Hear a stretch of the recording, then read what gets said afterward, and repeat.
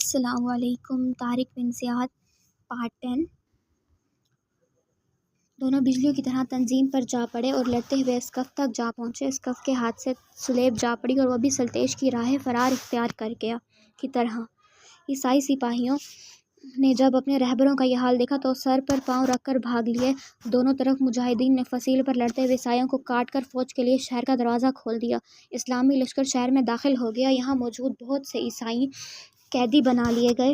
ان قیدیوں میں شہنشاہ راڈک کی ملکہ انجلینا بھی تھی۔ جوں ہی وہ طارق کے سامنے لائی گئی، طارق نے پوچھا، خاتون تم کون ہو؟ میں شہنشاہ راڈک کی ملکہ انجلینا ہوں۔ راڈک کی ملکہ سے طارق کو فلورینڈا یاد آ گئی۔ اس کے دل پر چوٹ سی لگی، اس کا چاند گہنا چکا تھا۔ طارق نے سوال کیا، شاہ راڈک کی دوسری ملکہ فلورینڈا کہاں ہے؟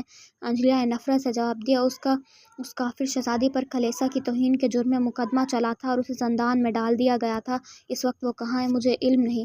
طارق کا دل بجھ سا گیا۔ اس نے مزید سوال کرتے ہوئے پوچھا، آہن پوشوں کا سردار سلطیش اور اسقف اعظم کہاں ہیں؟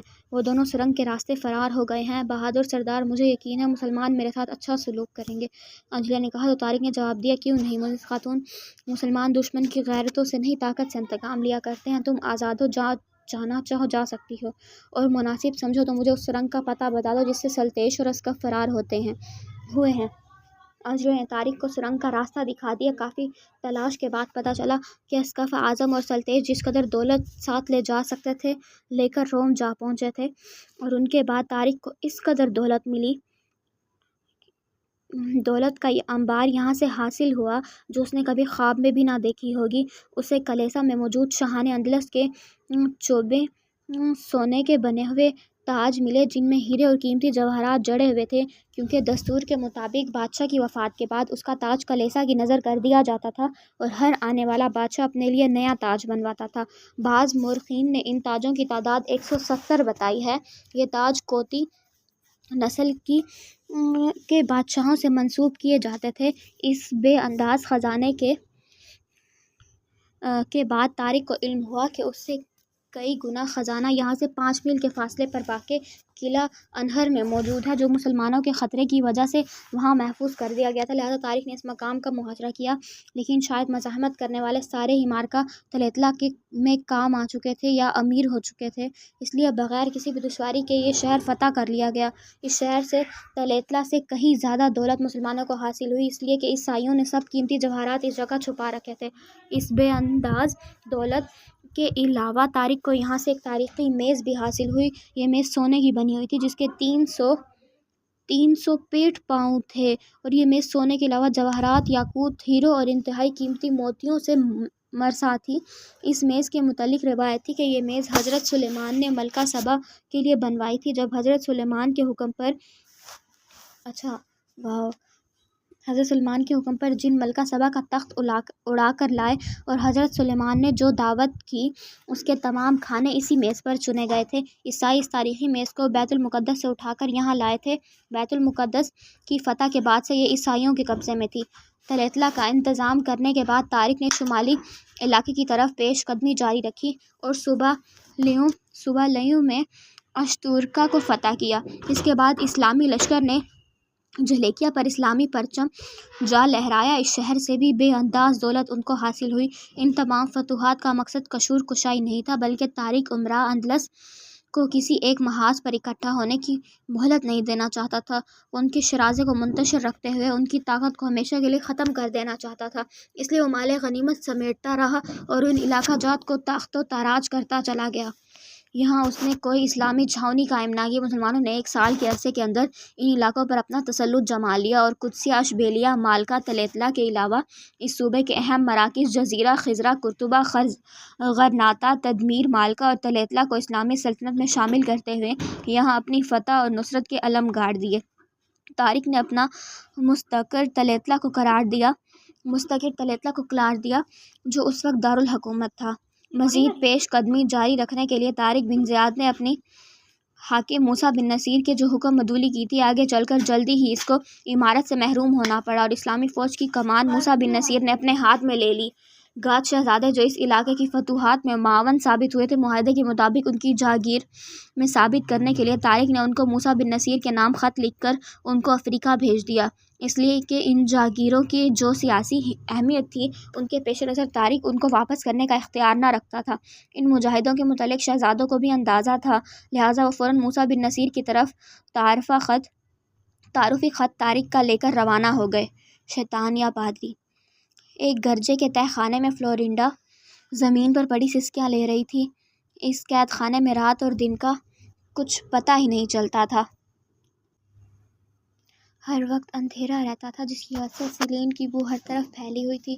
یہاں کھٹمل اور مچھروں کی بھی بہتات تھی۔ زمین پر پتھر کا سیمنٹ بستر تھا۔ ناز و نام سے پلی ہوئی فلورینڈا موت سے بھی زیادہ بھیانک عذاب سے دوچار تھی۔ اسے اپنے باپ کے علاوہ اپنے سپاہی سے بھی گلہ تھا، جو اسے یکسر بھلا چکا تھا۔ اسے سپاہی کے ساتھ گزارے ہوئے لمحات خواب کی طرح نظر آ رہے تھے۔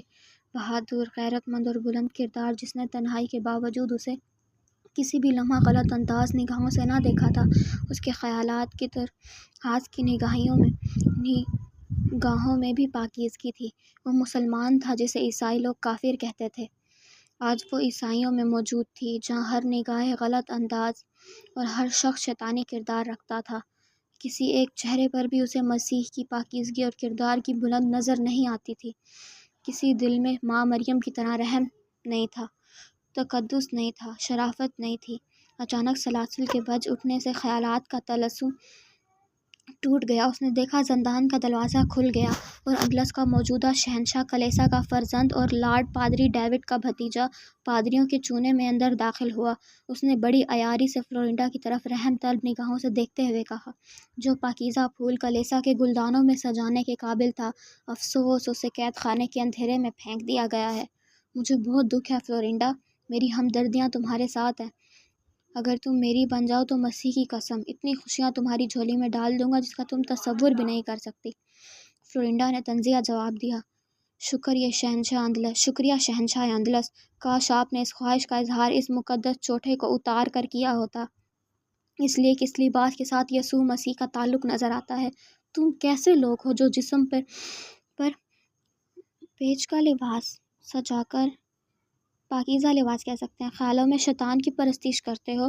تم کسی قوم کے فرد کو جو اپنی بیٹیوں کی عزت اور عصمت کی حفاظت کرنے کی بجائے انہیں پیشوا بے شرم اور بے حیا بنانے کی کوشش کرتے ہو، اپنے شیطانی وسوسوں کے ساتھ واپس لوٹ جاؤ، ورنہ مریم ماں کی یہ ادنی بیٹی تم سے وہ انتقام لے گی کہ زندگی بھر پچھتاتے رہو گے۔ ہوں تو گھی سیدھی انگلی سے نکلتا دکھائی نہیں دیتا۔ مارکوس نے پوری شیطانیت چہرے پر سجاتے ہوئے تالی بجائی۔ محافظ سپاہی جلدی سے اندر آ گیا تو مارکوس نے حکم دیا، سپاہی اس زخمی شیرنی کے ہاتھ پاؤں باندھ دو تاکہ کسی بھی قسم کی مزاحمت کے قابل نہ رہے۔ جوں ہی سپاہی آگے بڑھا، فلورینڈا نے کمال دلیری سے اس کی کمر سے تلوار نکالی اور پھر حملہ کر کے مارکوس کا ایک بازو کاٹ دیا۔ سپاہی خوفزدہ ہو کر باہر بھاگ گیا۔ جوں ہی مارکوس نے بھاگنا چاہا، فلورینڈا دیوار بن کر حائل ہو گئی اور کہا، اتنی جلدی بھی کیا ہے شہنشاہ، تم سے کہا تھا نا کہ ایسا انتقام لوں کہ زندگی بھر پچھتاتے رہو گے۔ اس نے حملہ کر کے دوسرا بازو بھی مارکوس کا جسم سے کاٹ پھینکا۔ خون کے فرارے پھوٹ پڑے اور مارکوس زمین پر گر کر خوشامد میں کرنے لگا اور گڑ گڑا کر کہا، مسیح کے لڑکی مقدس ماں مریم کے صدقے مجھے معاف کر دو، مت لو اپنی گندی زبان سے ان مقدس ہستیوں کا نام جن پر تم نے گناہوں کی سیاہی مل دی ہے۔ اس کے بعد ہی فلورینڈا نے پہلے اس کی ایک ٹانگ اور پھر دوسری ٹانگ تن سے کاٹ پھینکی۔ وہ جوش انتقام میں اندھی ہو رہی تھی، لیکن پھر جلد ہی محافظ سپاہیوں کے پورے دستے نے اسے قابو کر لیا۔ ایک دفعہ پھر فلورینڈا کو کلیسا کی عدالت میں پیش کیا گیا۔ اس نے ایک مقدس پادری اور عیسائی قوم کے فرمان روا کو قتل کر دیا تھا، جس کے جرم میں لارڈ پادری کا ڈیوڈ نے اسے زندہ جلانے کا حکم سنایا تھا۔ آج عدالت میں فلورینڈا نے بآواز بلند کہہ دیا تھا، جس قوم کے فرما روا اور مذہبی پیشوا شیطانی کردار اور صفات کے مالک ہوں، صحیح مسیح کی قسم وہ قوم ذلیل اور رسوا ہو کر رہے گی۔ وہ نہ صرف محلوم بنا دی جائے گی بلکہ ان کے مرد غلام اور عورتیں کنیزیں بن کر مسلمان فاتحین کی جوتیاں چاٹتے نظر آئیں گے۔ صلیب مقدس کی قسم، مسیح نے اپنی برکتوں کا دامن سمیٹ لیا ہے، تم پر رحم نہیں، اب اس قوم پر اس کا عتاب نازل ہوگا۔ آج میں ساری عدالت کے سامنے اقرار کرتی ہوں، اگر دین مسیح صحیح ہے، جس کا مظاہرہ بار بار کیا جا چکا ہے، تو میں اس مذہب کو ہمیشہ کے لیے چھوڑ کر مسلمان ہوتی ہوں۔ اس قوم سے ناطہ جوڑتی ہوں جو کردار، شرافت، انصاف اور تمام اعلیٰ صفات میں تمہارے اس دین سے کئی زیادہ بہتر ہیں۔ ہال میں لارڈ پادری ڈیوڈ کی چیخ گونج اٹھی، لے جاؤ اس کافر لڑکی کو، اس کو زندہ جلانے کی رسم ہم خود اپنے ہاتھوں سے ادا کریں گے۔ اور اگر آپ گائز نیو ہیں میرے چینل پر تو پلیز سبسکرائب ضرور کر دیجیے گا، اور اگر پسند آئے تو لائک بھی۔